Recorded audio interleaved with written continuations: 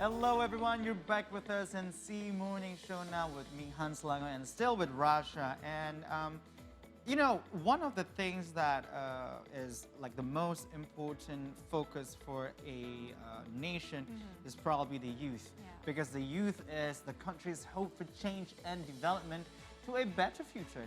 Just like what our founding father just said, this is like a very famous quote of this, which translates, "Give me 10 young people, and I will shake the world."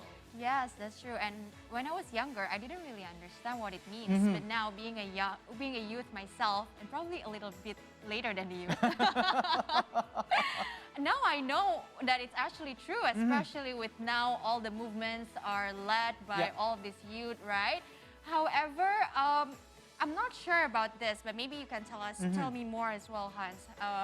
How is the advancement of technology actually help speed up this youth movement all over the world? Actually, I don't know if you're aware of this. Like the whole moving things in the world revolves around technology, in which the youth are taking like very big part of it. But on the other hand, there are plenty of today's youth who actually cares about social issues. They even found ways to utilize technology to solve some of these issues. One of them is Billy Mambrasar, a young child from Papua who received the golden chance to study in Oxford University. Wow. So after he graduated, he returned to Indonesia with the aim of improving his hometown. Yes, and I know about Billy Mambrasar. He was selected by President Joko Widodo to become a member of his special staff due to his development efforts in Papua. He is tasked to advise the president on innovations that are suitable in Papua. So what are the programs that are being developed right now? Let's talk to Billy and find out. Hello, good morning, Billy. Hi, good morning, Russia. Good morning, Hans. Thanks for having me. Or probably good evening your time, isn't it? Good evening, yeah. So, first of all, Billy, what prompted you to develop Papua? So it's basically inspired by my own struggle. I come from a low economic status, come from a remote area in Papua, and I lived without electricity. Pretty much, I started using candle, but I didn't give up. I, kind of chased my education. I decided to go out from my village, from Papua, to pursue the top education. It was like with blood, kind of with, lots of cryings and tears, and I don't want that to happen to the other Indonesian children, the other Indonesian students who probably come from the same background, especially from Papua and West Papua, as the poorest provinces of Indonesia. That was kind of my decisions to help opening the ways by inspiring them, show how to get their, make them not believe in their dreams and not giving up at all. So that was the reason why I decided to come home, because I think Indonesia needs us to come back and contribute for the country. I love the sound of it. Right. But probably this is also the background why you made Kitong Bisa, if I'm mistaken, correct me if I'm wrong. But also President Joko Widodo built the Papuan Youth Creative Hub to help the development of startup businesses among the youth. And we heard that you will manage it. Can you tell us more about it? And also, what kind of programs will be conducted? And also, can you tell us a bit about the concept? So President Joko Widodo believes in the power of the youth, the young people in Indonesia. And that was the reason when we had conversations about, he asked me like, what is the new ways of, making a change, accelerated change and development in Papua. And I told him maybe we have to involve the Papuan youth, because the Papuan young people are now doing lots of great things. They have capabilities to also contribute for the nation development and stuff. So, but President asked me like, what is the tangible things that we have to do? And I said, maybe we have to provide a space for them to kind of express themselves, getting trainings, and using this platform to be involved in the local and national level of development. So that was the idea of this Papua Youth Creative Hub came from, and he supported it 100%.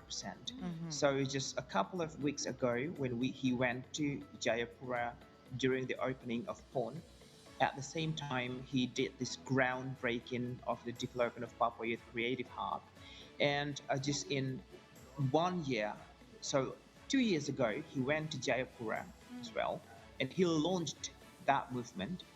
And 1 year later, which is a couple of weeks ago, when he went there, the membership had increased from only 23 founders to more than 8,000 Wow. members. Wow. Yeah. And these are founders, right? Sorry. Which means the one that actually built Yeah, the the businesses. 23 founders. Wow. Wow, that's like a Yeah, massive amount.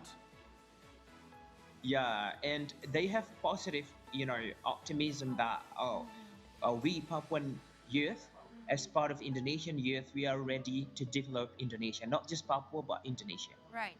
as a whole. Right. So I wanted to touch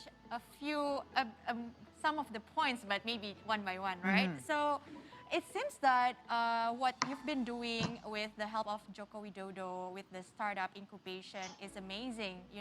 Your growth is more than 100%, right? How come we never really hear about this a lot? What do you think? Your team in Papua can do better to essentially telling the story and communicate this story to the wider audience in Indonesia? That's a very good question, and also this is an opportunity to understand the culture and the behavior of the Papuan youth. We are actually not really a heavy social media user, like Twitter, Instagram, and stuff. Most of us is doing works on the ground, doing real things and stuff, and that's the reason why probably it's not massively publicized or published. So I want to say thank you for C Morning's show to have us here, to give us opportunity to tell the stories about us. But that's pretty much why we're not really heavy social media users. But I think you're making a point that we have to tell these good stories to kind of open up the horizons, the way people think about Papua, to increase, to raise the optimism, to change the mindset that actually Papuan youth are left behind. We want to make people believe that Papuan youth are the same as Indonesian young people, and they have the same capacity, capability, hope, and they want the same opportunity to develop the country. Right. So you make it a point that we have to tell the stories more. Yes, and a follow-on question to that, by the way, it is a pleasure to have you here and telling the story of the Papuan youth, right? I'm curious to know what are some of the issues or points that are currently, being discussed a lot by the youth. What kind of businesses that are currently up and rising? What are the interesting things, from the incubation? Can you tell us more about that? So there are, I think, 4 sectors or 4 areas which are actually in the interest of the Papuan youth. Number 1 is education, of course, because Papua and West Papua provinces are the province with the lowest human development index and education accessibility. So all these youth, they want to increase the education accessibility by developing this sector. Number 2 is creative economics. As you see the video just behind me, you see the designers, the shirts, the batik, all those stuff, and even I think the Papuan batik just won an international award, an opportunity to be in the fashion show in New York Fashion Show just recently, and the news went really viral. The third sector is agriculture. The success running of Petani Millennial program, Petani Millennial as well, is another positive story from Papua and West Papua province, in which we have more than 2,000 members in the Millennials Agriculture program, a sector that absorbs most of the youth in Papua and West Papua. And number 4 is maritime Mm. industry as well.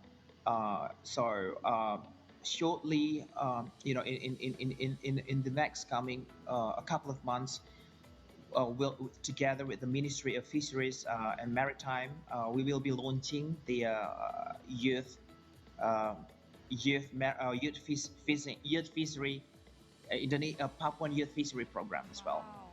All So right. this pretty much are the four sectors. Yeah. That's great to hear. That's varieties of sectors that you're touching up upon, right? Yeah, and it's also very interesting that you just mentioned the people, the youth that you are working with is not really into social media and also not so.